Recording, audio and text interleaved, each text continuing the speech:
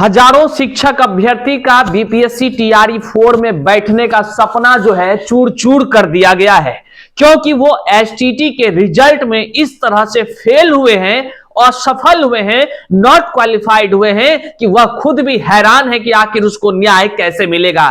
लेकिन याद रखिए, जब जब अन्याय हुआ है तब तब अन्याय का अंत भी जरूर हुआ है। साथियों, आज हम आपको बताएंगे कि किस तरह से एसटीटी के रिजल्ट में अभ्यर्थियों के साथ बड़ा खिलवाड़ किया गया है, बहुत बड़ा छल किया गया है।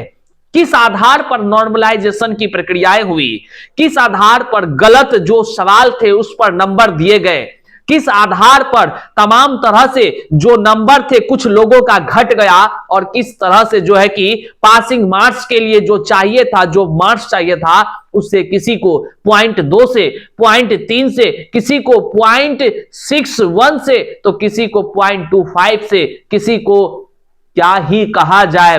मैं सोचकर भी हैरान हूं, क्या इस तरह से अभ्यर्थी असफल होते हैं? आखिर कौन सी प्रक्रिया को अपनाई गई होगी जिस कारण से कि 0.25 से 0.5 से 0.125 से 6 से लोग जो है कि छट गए, असफल हो गए, और सुनने वाला कोई नहीं है, सुनने वाला कोई नहीं है। आज के इस वीडियो में आप जानेंगे, हैरान हो जाएंगे। इसको लेकर के संघर्ष जारी है उन तमाम एसटीटी के अभ्यर्थी जो चाहे 0.5 से 0.25 से पॉइंट के किसी भी चीजों से असफल हुए हैं, उनको सफलता हासिल होगी। साथियों, ठोस सबूत है उनके पास, उन तमाम अभ्यर्थियों के पास, सबको व्यक्तिगत उनको उनका लाभ मिलेगा, उनके साथ हुए अन्याय का हिसाब भी होगा। साथियों, करते हैं शुरू से पहले नमस्कार स्वीकार कीजिए, मैं हूं हरे कृष्ण प्रकाश और आप देख रहे हैं साहित्य आजकल। साहित्य आजकल का मतलब ही है वह सच्चाई जो जाननी आपके लिए है बेहद आवश्यक है। साथियों, चैनल पर नए हैं तो सब्सक्राइब कीजिए और अपने तमाम वैसे साथियों तक जरूर भेजिए जो आज योग्य होते हुए भी खुद को ठगा हुआ महसूस कर रहे हैं, खुद के साथ छलावा महसूस कर रहे हैं। करते हैं मुद्दे की बात। देखिए, बीएसईबी के तरफ से एसटीटी का रिजल्ट जारी होता है। एसटीटी के रिजल्ट जारी होने से पहले की वाक्यों को अगर हम थोड़ा सा याद दिला दें तो आप सारी चीजों को समझ सकते हैं। पहले शिक्षा मंत्री ने कहा था एसटीटी का एग्जाम नहीं होगा, याद होगा आपको। उसके बाद अचानक जो है कि एसटीटी कराने को लेकर मंजूरी दे दी गई। उसके बाद एसटीटी का एग्जाम होता है। एग्जाम के बाद जो है कि आंसर की जारी होती है, और इस आंसर की में इतने बड़े खेल हुए जिस खेल का अंदाज कोई नहीं लगा सकता था।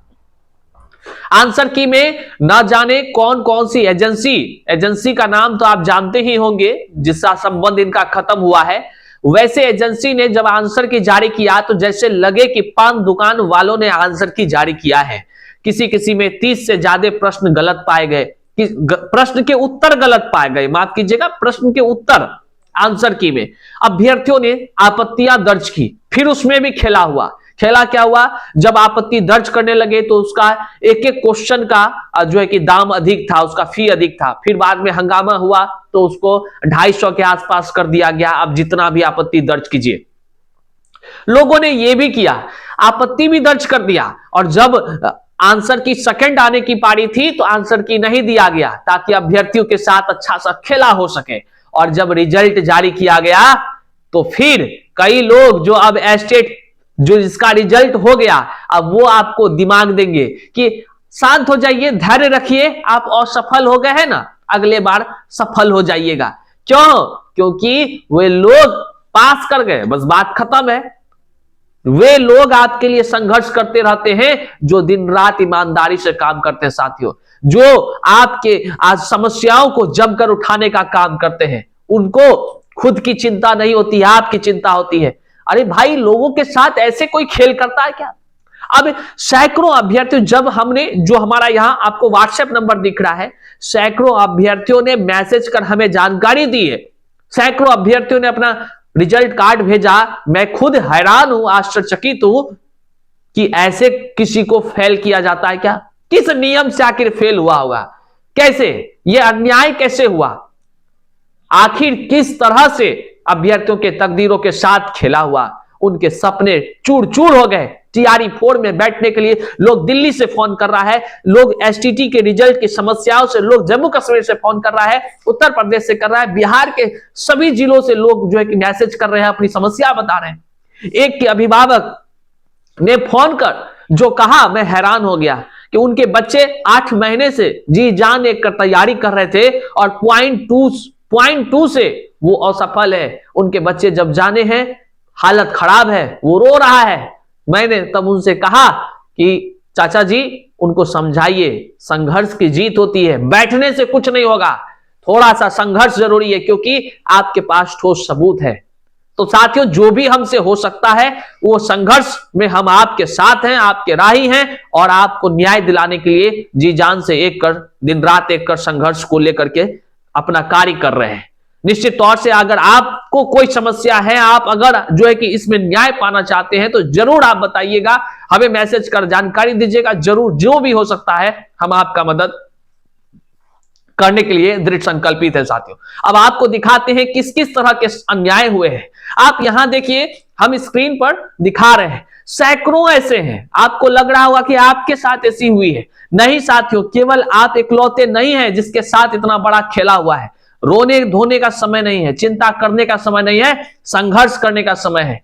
एक अच्छे से स्टेप आप उठा लिए सोच समझ के, तो निश्चित तौर से सफलता आपके हाथों में होगी साथियों। क्योंकि जिस तरह से असफल किया गया है ना, ये बड़ा षड्यंत्र नजर आता है, बड़ा षड्यंत्र नजर आता है। देख लीजिए, एक व्यक्ति है, कोई गर्ल्स हैं, इनके सर्टिफिकेट को हम कुछ कुछ जगह ब्लर कर दे रहे हैं आप यहां, लेकिन देखिए इसके मुद्दे की बातों को। सर मेरा रिजल्ट 0.1155 से रह गया है। समझिए ये दर्द, आखिर किस हिसाब से इनका जो है कि रिजल्ट बना है भैया, किस हिसाब से इनके रिजल्ट बने हैं, कौन से नॉर्मलाइजेशन की पद्धति अपनाई गई कि बच्चे को 0.1 से छांट दे रहे हैं आप। ये सवाल, गंभीर सवाल उत्पन्न होता है। नॉर्मलाइजेशन किस पद्धति पर सवाल उत्पन्न होता है, और जो क्वेश्चन पर चैलेंज अभ्यर्थियों ने किया उस पर भी सवाल। सबका हिसाब होगा, सबका हिसाब।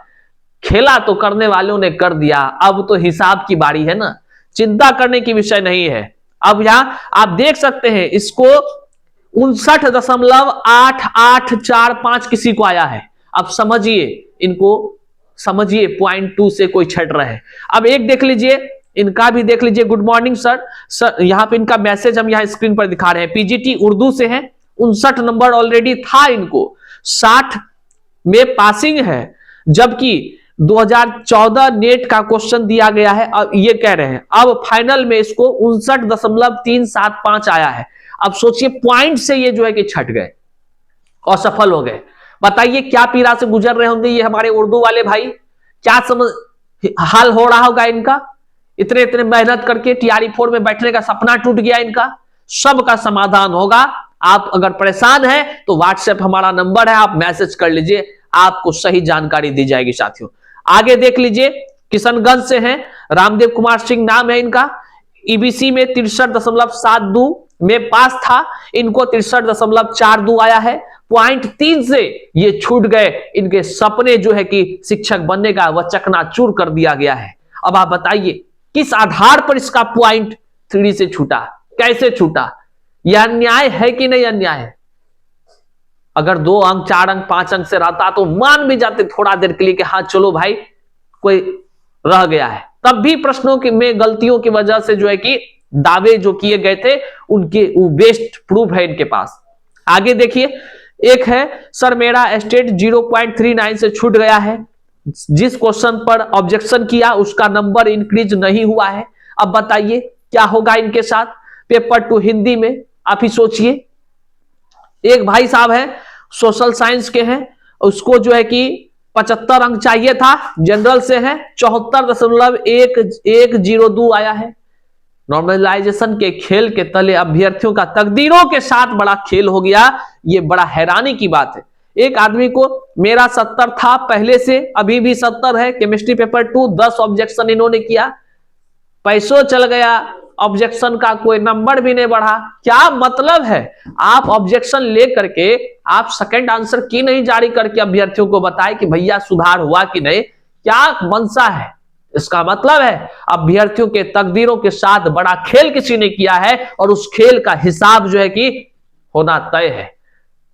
तो साथियों, जो भी हो सकता है, जितना हो सकता है, अगर आपके साथ अन्याय हुआ है तो उसका हिसाब कर उसका न्याय भी मिलने के लिए संघर्ष की राह में हम आपके हमराही हैं। चिंता करने की कोई विषय नहीं है। जो भी व्यक्ति है, आपके साथ अगर कोई परेशानी है तो हमें व्हाट्सएप कर जरूर संपर्क कर जानकारी दे। जो भी हो सकता है सटीक जानकारी आप तक पहुंचाने का प्रयास किया जाएगा। मिलते हैं अगले वीडियो में, तब तक के लिए जय हिंद। लेकिन इस चैनल पर नए हैं तो सब्सक्राइब कीजिए, अपने तमाम साथियों तक एक बार जरूर शेयर कीजिए, अन्यथा कोई नहीं है जो आपके लिए संघर्ष करे। एक और बात बताते चले, यहां पर एक चीज आप ध्यान रखिएगा, आप अगर ये आपकी मुद्दा है, आपको 0 पॉइंट, किसी को 1, किसी को 0 पॉइंट कुछ, अलग अलग रूप से समस्याएं आपके साथ हैं। अगर आप अपने व्यक्तिगत के लिए लड़ाई लड़ते हैं ना तो निश्चित तौर से जीत होगी, क्योंकि एक रिजल्ट जारी करना कोई बड़ा बात नहीं है। व्यक्तिगत आपके लिए अगर आप जो है कि हजारों सैकड़ों के फेड में रहेंगे तो निश्चित तरह से आप मामला सोचिए ना कि कोई भी आपको जो है कि रिजल्ट अगर जारी कराने की बातें होंगी तो अगर जो है कि अगर 100 की संख्या में आप हो गए 200 संख्या में तो दबाव ज्यादा बढ़ जाएगा उस पर। अगर व्यक्तिगत आप अपने हक के लिए लड़ रहे हैं तो वहां पर आपके लिए जो है कि एकलौता उसका काम करने के लिए कोई बड़ी बात तो नहीं होगी। निश्चित तौर से जहां आप न्याय के मंदिर में न्याय के लिए लड़ेंगे खुद के लिए तो जरूर न्याय आपको मिलेगी। साथियों, मिलते हैं अगले वीडियो में, तब तक के लिए जय हिंद।